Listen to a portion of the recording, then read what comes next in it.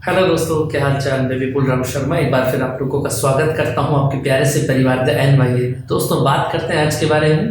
तो जितने भी विद्यार्थी, जैसे कि मैं आपको हर बार बताता हूं, 12वीं कक्षा में अपना 2024 में बोर्ड की परीक्षा देने वाले हैं, उन सभी के लिए भौतिक विज्ञान यानी फिजिक्स के लिए मैं लेकर आता हूँ ट्रिक्स और बेहतरीन थ्योरी। ठीक है, ट्रिक के अनुसार। चलो बात करते हैं आज के बारे में। दोस्तों देखें जरा, आज का टॉपिक क्या बन जाता है। लेक्चर नंबर 31 स्टार्ट करने वाले हैं और टॉपिक में पढ़ेंगे क्या कि आवेशित चालकों में स्थितिज ऊर्जा बताइए और ऊर्जा में होने वाली जो हानि होती है यानी लॉस ऑफ एनर्जी, ये हमको यहाँ पर बताना है। तो 2 पॉइंट है अलग अलग। सबसे पहले हम स्टडी करेंगे स्थितिज ऊर्जा क्या होती है, उसके बाद लॉस ऑफ एनर्जी हम यहाँ पर निकालेंगे। तो जल्दी से जुड़ जाइए हमारे साथ और हमारे इस वीडियो को ज्यादा से ज्यादा शेयर कीजिए। ठीक है दोस्तों, चलिए देखें जरा आगे। अब बात करते हैं स्थितिज ऊर्जा के बारे में। देखें जरा, यहां पर एक बात ध्यान देंगे क्या कि किसी एक छोटी सी थ्योरी यहां पर लिखेंगे बस। चालक में किया गया कार्य, यदि चालक के अंदर जो भी कार्य किया जाएगा भाई कार्य ऊर्जा के बराबर होता है। सिंपल सी हमने ये पढ़ा है, कार्य जो होता है W वो एनर्जी U के बराबर होता है। तो यहां पर भी ये बात बोलेंगे कि चालक में किया गया कार्य, चालक में ऊर्जा के रूप में संचित हो जाता है। ठीक है, यानी कहने का मतलब ये हो गया कि ऊर्जा के रूप में संचित हो गया। इसका मतलब देखना जरा, माना चालक का प्रारंभिक विभव कितना है, 0 है। समझ में आ पा रही है बात? ठीक है, अब अगर इसके बारे में बात करेंगे आवेशित करने पर, इसमें लिखेंगे अतः आवेशित करने पर V वोल्ट की वृद्धि हो जाती है। 0 से कितना हो गया, V वोल्ट हो गया। यानी कहने का मतलब ये हो गया। अब यहां पर आप ले लेंगे औसत विभव। क्या लेंगे दोस्तों? औसत विभव। इतनी बात क्लियर हो पा रही है आपको?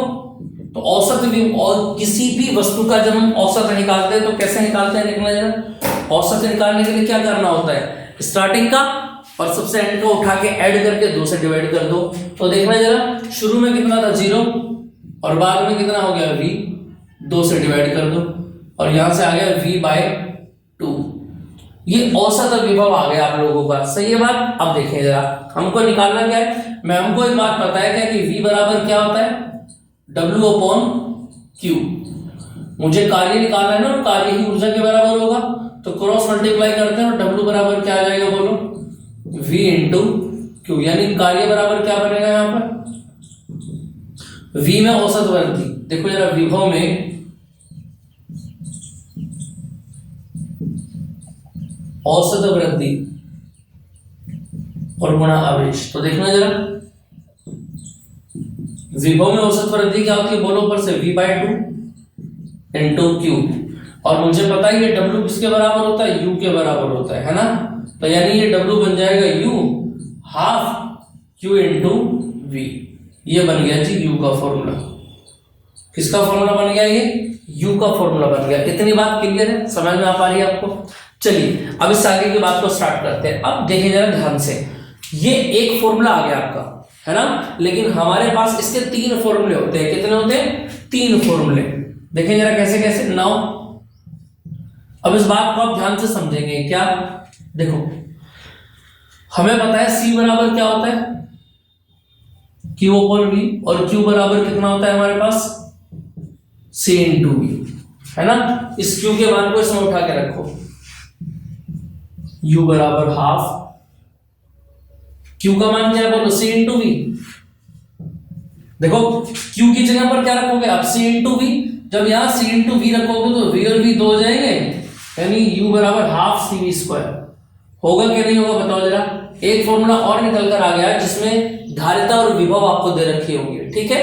इसके बाद अगर बात करते हैं, देखो जरा यहां से अगर मैं बोलूं इसी बात से, यहां से देखो C बराबर V बराबर अगर मैं पूछूं आपसे तो Q अपॉन C आएगा। अब V का मान रख दो, इसके अंदर पहले Q का रखा था, अब V का मान रखोगे। एक बात याद रखना, जिसकी भी वैल्यू आप रखोगे वो खत्म हो जाएगा। जैसे Q का वैल्यू रखा आपने तो फॉर्मूले के अंदर Q नहीं आएगा, अब V का वैल्यू रखोगे तो फॉर्मूले के अंदर V नहीं आएगा, यानी U बराबर कितना हो जाता है, हाफ Q। अब देखो V की जगह पर क्या रखोगे, Q अपॉन C, तो ऊपर क्या आ गया, Q स्क्वायर अपॉन C आ गया। बताओ इतनी बात क्लियर हुई कि नहीं? आ गई बात समझ में? यहां तक की बात आपको क्लियर हो गई होगी और समझ में भी आ गई होगी, ऐसा मैं मान करके चल रहा हूं। तो देखिए जरा, अब आप लोगों के सामने 3 फॉर्मूले यहां पर ऊर्जा के आ चुके हैं। देखो जब आपको आवेश और विभव दे रखा होगा तब क्या फॉर्मूला लगेगा, U बराबर हाफ Q इंटू V। जब आपको धारिता और विभव दे रखा होगा दोस्तों तो U equal to half CV square. और जब आपके पास क्वेश्चन के अंदर आवेश और धारिता यानी कि चार्ज और कैपेसिटेंस दी गई होगी तो आप लगाएंगे U equal to half Q square upon C। सबसे इंपॉर्टेंट फॉर्मूला है, ये है जो आपको याद रखना है, U equal to half CV square. इतनी बात क्लियर है? ये बात आप लोगों को क्लियर आ गई होगी। इसका आप स्क्रीनशॉट भी ले सकते हैं, ठीक है। बाकी इसके नोट्स भी आपको मिल जाएंगे ग्रुप के अंदर। जिन बच्चों ने अभी तक भी ग्रुप ज्वाइन नहीं किया है वो सभी बच्चे ग्रुप ज्वाइन कर लेंगे भैया, ठीक है। सभी से मेरा निवेदन है ग्रुप को ज्वाइन कर लेना, ठीक है। चलिए क्लियर है अपनी बात?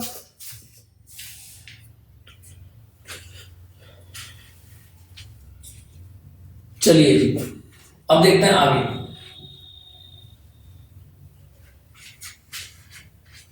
अब पढ़ेंगे हम ऊर्जा में हानि। देखो ऊर्जा में हानि का मतलब क्या होता है, अगर मैं बात करूं यहां पर ऊर्जा में हानि का मतलब यह है कि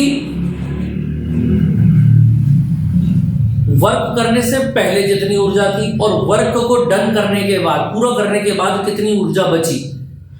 समझ में आ गई बात?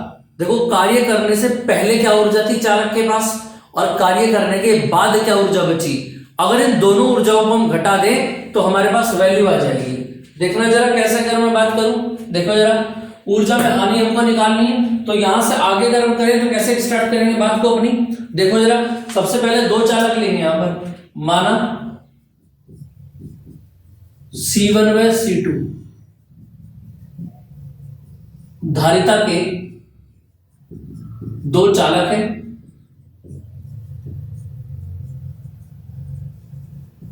जिनके विभव क्रमशः V1 व V2 है ना। तो अगर मैं ऊर्जा की बात करूं, इसलिए कुल ऊर्जा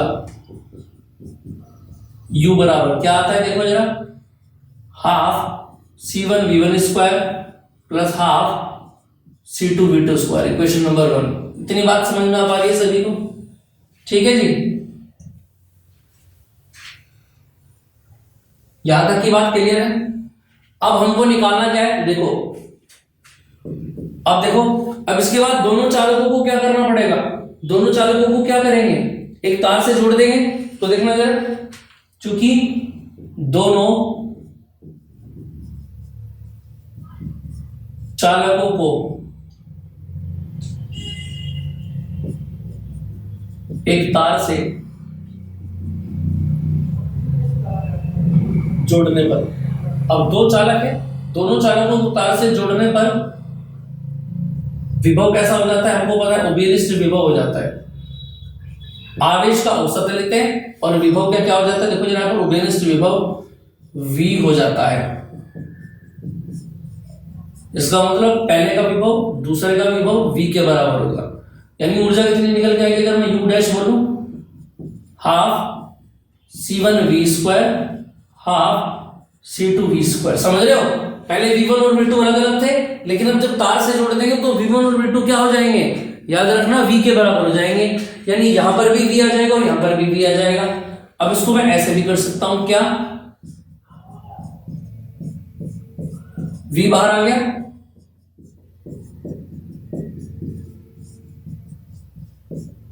V की जगह वैल्यू को बोलो C1 V1 plus C2 V2 upon C1 plus C2 square है तो ऊपर का अलग चला गया और नीचे का अलग चला गया, इसे एक से एक कट गया, u डैश बराबर कितना आ गया बोलो, half C1 V1 plus C2 V2 का होल स्क्वायर और अपॉन में कितना आ गया, 2 थे, एक कट गया तो एक बच गया, C1 plus C2 equation number second. अब हमें निकालिए लॉस ऑफ एनर्जी। तो देखना जरा, अगर मैं बात करूं ऊर्जा में हानि, तो डेल्टा U बराबर क्या बनेगा भाई, U में से U डैश घटा दो, यही तो है, U बोलो ऊपर से कितना है, हाफ है, तो 1/2 तो बाहर ले लिया, C1 V1 square plus C2 V2 square minus, अब इसको घटा देंगे, 1/2 कहां जाएगा, बाहर आ गया, तो अंदर क्या बचा, C1 V1 plus C2 V2 का स्क्वायर और नीचे कितना आएगा, C1 प्लस C2। चलिए डेल्टा U बराबर हाफ, यहां से बोलो कितना बनेगा, तो देखो पूरे का एलसीएम कितना आ गया, C1 प्लस C2 आ गया, ठीक है, इसके अपॉन में बना और इसके अपॉन में बने, ये सभी को आता है, नहीं आता है जिसको एक बार फिर देख लेगा। इन तीनों का एलसीएम ये आ गया, अब पुराने वाले हर से इसको भाग करेंगे, इससे इसको भाग करेंगे तो यही आ जाएगा C1 प्लस C2, एक से भाग करोगे तो यही आ जाएगा, इसकी गुणा ऊपर कर दोगे। अब देखो इसकी गुणा डायरेक्ट इसमें करनी है, तो पहले इसकी गुणा C1 में करेंगे, फिर इसकी गुणा C2 में करेंगे, जब इसकी गुणा C1 में करी तो कितना आ गया, C1 स्क्वायर V1 स्क्वायर, फिर इसकी गुणा जब इसमें करी तो C1 C2 V1 square plus, ध्यान से करना इसको, इससे इसको भाग करा फिर इसकी गुणा ऊपर कर दी, बोलो C1 C2 V2 square plus उसके बाद C2 स्क्वायर और V2 स्क्वायर माइनस, ठीक है। अब इधर आ जाओ, ये a प्लस बी का होल स्क्वायर है, तो यानी कि a स्क्वायर b स्क्वायर और माइनस के क्या आएगा, 2ab C1 C2 V1 V2। आई बात समझ में आ गई, यानी कि डेल्टा U बराबर क्या बनेगा, हाफ, कितना आएगा बोलो जरा यहाँ से, C1 V1 से C1 V1, C2 V2 से C2 V2 खत्म। अब देखो यहाँ से क्या बचेगा, अगर मैं बात करूं आपसे, कुछ ऐसी चीज देखो जो कॉमन आ रही है सभी में, कॉमन क्या आ रही है बोलो, C1 C2 सभी में आ रहा है, पर 3 टर्म बची मेरे पास, 1 2 और 3, तो यहाँ से क्या बचा, V1 स्क्वायर, यहाँ से V2 स्क्वायर और यहाँ से क्या बचेगा, माइनस के 2 V1 V2, क्लियर है। तो डेल्टा U बराबर हाफ, देखो a square b square minus के 2ab फॉर्मूला आ गया, बन गया क्या, नहीं बन गया। अब देखो जरा यहाँ पर V1 माइनस V2 का whole square upon C1 plus C2 और ये आगे साथ में ऊर्जा C1 इंटू C2, क्लियर है। तो ये आ जाता है आपका ऊर्जा में हानि, यानी लॉस ऑफ एनर्जी। याद रखेंगे आप, अगर कभी भी क्वेश्चन बनेगा कि आवेशित चालकों में ऊर्जा में हानि कितनी होगी, तो याद रखना कैसे करेंगे क्वेश्चन को, दोनों चालकों को जोड़ने से पहले ऊर्जा निकाल लेंगे U1, उसके बाद चालकों को जोड़ देंगे, उभयनिष्ठ विभव V हो जाएगा, वहां पर V की वैल्यू पुट कर देंगे आप, U डैश आ जाएगा, और ऊर्जा में हानि निकालने के लिए दोनों को क्या कर देंगे, एक दूसरे से माइनस कर देंगे, और लास्ट में आपका आ जाएगा क्या कि delta U equal to half V1 minus V2 का whole square upon C1 plus C2 into C1 into C2, clear है, बात समझ में आ गई। इसका स्क्रीनशॉट लेना चाहे ले सकते हैं आप, नोट्स खुद बनाए तो ज्यादा अच्छा रहेगा। मैं बार बार बता रहा हूँ आपको, और बार बार लोगों के मैसेज आ रहे हैं आप लोगों के, तो मैं फिर आपको बता रहा हूँ, आपने हाथों से नोट्स बनाएंगे तो ज्यादा अच्छा रहेगा, ठीक है। इसके लिए मैंने एक शॉर्ट्स भी बनाया था कि अपने हाथों से नोट्स क्यों बनाए, तो देखो प्रो ये चीजें आप वहां पर आपके ही काम की सारी चीजें चलाई जा रही है, ठीक है दोस्तों। चलिए तो फिर मिलते हैं नेक्स्ट क्लास में, इसके अलावा कुछ नए टॉपिक्स लेकर आएंगे, बने रहिए हमारे साथ। आपको वीडियो अच्छी लगी हो तो शेयर सब्सक्राइब जरूर करें। जय हिंद।